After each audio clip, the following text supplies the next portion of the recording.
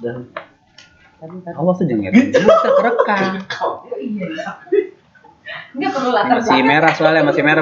Merah udah mulai ya? Udah mulai Pak. Oke, Assalamualaikum warahmatullahi wabarakatuh. Anak-anakku sekalian, ketemu lagi sama Bapak. Setelah sekian lama kita bersembunyi di balik pandemi COVID-19, kita belajar hanya lewat media sosial. Kali ini sama, ketemu lagi di media sosial. Oke, anak-anakku sekalian, kelas 8 sekarang ya kamu ya. Oke, hari ini kita mulai belajar PPKN tentang Pancasila sebagai dasar negara dan pandangan hidup bangsa. Oke, sebelum kita mulai belajar, mari sama-sama kita berdoa dulu pada Allah Subhanahu wa taala, mudah-mudahan apa yang kita pelajari diberikan satu kemudahan dan pemahaman yang memberikan manfaat bagi kita semua. Amin ya rabbal alamin. Oke, anak-anakku sekalian, Pancasila sebagai dasar negara dan pandangan hidup bangsa. Mungkin beberapa bulan yang lalu atau di kelas 7 kita udah belajar tentang perumusan dasar negara Indonesia, mulai dari BPUPKI, kemudian dibentuknya PPKI, dibentuknya Panitia 9 sampai disahkannya Pancasila sebagai dasar negara pada tanggal 18 Agustus 1945. Oke. Sebelum kita belajar tentang Pancasila sebagai dasar negara, kita harus tahu dulu nih, Pancasila itu apa sih? Gitu kan? Hakikat Pancasila, perhatikan di sini.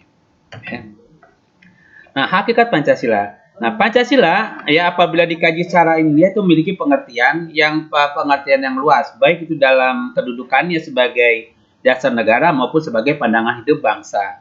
Nah, Pancasila itu sudah dikenal sejak zaman Kerajaan Majapahit. Nilai-nilai dalam sila-sila Pancasila sudah diterapkan dalam kehidupan masyarakat Majapahit. Meskipun kelima sila tersebut belum dirumuskan secara konkret, ya. Namun sejak zaman Majapahit, artinya Pancasila ini sebenarnya sudah ada di dalam masyarakat kita. Maka dari itu Pancasila itu diambil dari akar budaya. Kenapa tidak bertentangan dengan kita? Karena memang akar budaya kita itu seperti apa yang dirumuskan dalam Pancasila. Kita religius, kita gotong royong, kita ramah, itu semuanya di situ. Oke, anak-anakku sekalian. Nah, sebelum kita ini lagi, coba apa sih pengertian dari Pancasila? Ya, ada beberapa tokoh, ya, tokoh negara kita yang memberikan satu pengertian Pancasila atau mengartikan sebuah Pancasila. Ya. Nah, yang pertama mungkin kita kenal Muhammad Yamin. Nah, Muhammad Yamin ya mengartikan Pancasila itu berasal dari kata panca yang berarti 5 dan sila yang berarti sendi. Ya, sendi atas atau dasar ataupun peraturan tingkah laku yang penting dan baik. Nah, maka dengan demikian Pancasila merupakan 5 dasar berisi pedoman atau aturan tentang tingkah laku yang penting dan baik. Itu menurut Muhammad Yamin. Ada lagi Pancasila menurut Insinyur Soekarno. Tahu kan siapa Bung Karno itu? Adalah salah satu pendiri negara Indonesia yang memproklamirkan negara Indonesia. Salah satu pendiri negara Indonesia yang memproklamirkan negara Indonesia merdeka. Oke, anak-anakku sekalian, perhatikan. Menurut Insinyur Soekarno, ya, bahwa Pancasila adalah isi jiwa bangsa Indonesia yang turun-temurun. Ya, sekian abad lamanya nih terpendam, ya, terpendam bisu oleh kebudayaan Barat. Nah, dengan demikian, bahwa Pancasila tidak saja sebagai falsafah negara, akan tetapi juga lebih luas lagi, yaitu falsafah bangsa Indonesia. Insinyur Soekarno merumuskan dasar negara yang dinyatakan dengan Pancasila atas usulan seorang ahli bahasa. Nah, rumusan yang dikemukakan Soekarno pada saat itu pada tanggal 1 Juni, ya, ketika PPKI itu pada tanggal 1 Juni, Insinyur Soekarno mengusulkan tentang dasar negara atau Pancasila. Yang pertama apa? Yaitu Bung Karno mengusulkan tentang kebangsaan Indonesia atau nasionalisme. Yang kedua adalah kemanusiaan atau internasionalisme. Yang ketiga adalah mufakat atau demokrasi, kemudian yang keempat adalah kesejahteraan sosial, dan yang kelima adalah ketuhanan yang berkebudayaan. Itu menurut Bung Karno. Oke, anak-anakku sekalian.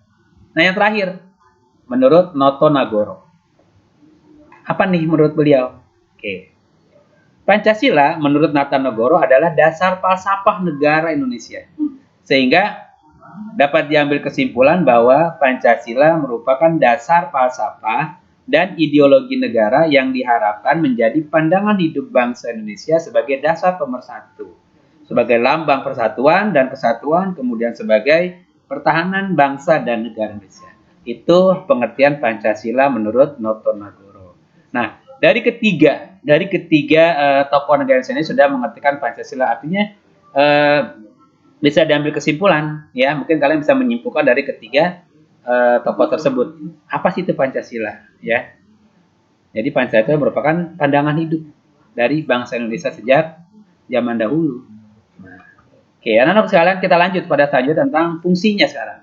Ya, fungsi Pancasila. Nah, fungsi Pancasila di dalam pasal 2, ya, fungsi Pancasila di dalam pasal 2 Undang-Undang Nomor 12 Tahun 2011 tentang pembentukan peraturan perundang-undangan ditegaskan bahwa Pancasila merupakan sumber segala sumber hukum negara. Oke, Pancasila berfungsi sebagai sumber segala sumber hukum negara yang di dalam pasal 2 Undang-Undang Nomor 12 Tahun 2011 tentang pembentukan peraturan perundang-undangan. Hal ini mengandung bahwa Pancasila digunakan sebagai dasar untuk mengatur penyelenggaraan ketatanegaraan Indonesia yang meliputi bidang apa aja? Bidang ideologi, bidang politik, bidang ekonomi, sosial, budaya, pertahanan, dan keamanan. Maka dengan demikian fungsi Pancasila dapat dijelaskan sebagai apa? Oke. Nah, yang pertama adalah Pancasila sebagai ideologi bangsa dan negara. Pancasila sebagai ideologi bangsa dan negara mengandung cita-cita yang ingin dicapai sebagai titik tekanannya. Jadi sebagai Pancasila sebagai cita-cita, ya. Nah, selain itu, Pancasila juga sebagai ideologi negara mencakup nilai-nilai yang menjadi dasar dan pedoman negara dan kehidupan.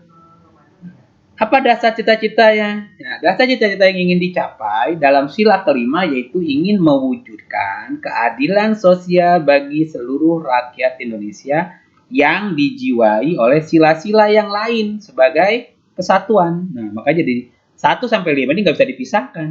Ya, merupakan tujuan. Gitu. Nilai-nilai Pancasila sebagai ideologi bangsa dan negara Indonesia diangkat dari pandangan hidup masyarakat Indonesia. Ya. Kenapa? Karena pengangkatan dan perubahan nilai Pancasila sebagai ideologi bangsa negara Indonesia dilakukan oleh para pendiri negara. Jadi Pancasila sebagai ideologi bangsa dan negara Indonesia berakar pada pandangan hidup dan budaya bangsa, bukan mengambil dari budaya bangsa lain. Nah, maka dari itu Pancasila sebagai ideologi negara juga sebagai sarana pemersatu masyarakat sehingga dapat dijadikan prosedur penyelesaian konflik di daerah-daerah. Dan hal tersebut juga dapat kita telusuri dari gagasan para pendiri negara bahwa pentingnya mencari nilai-nilai bersama yang dapat mempersatukan berbagai golongan masyarakat di Indonesia. Itu Pancasila sebagai ideologi bangsa dan negara. Oke, sekarang yang kedua, yaitu Pancasila sebagai kepribadian bangsa Indonesia. Indonesia memiliki suku, kemudian memiliki agama, memiliki ras, memiliki adat istiadat yang beraneka ragam. Nah, keanekaragaman ini dan kemajemukan ini juga menjadi tantangan untuk mengetahui kepribadian bangsa Indonesia. Nilai-nilai Pancasila ini mewakili kepribadian bangsa Indonesia. Kenapa? Karena Pancasila digali dari budaya bangsa Indonesia yang sudah ada dan berkembang sejak berabad-abad lamanya, sejak berabad-abad yang lalu. Pancasila merangkumnya menjadi nilai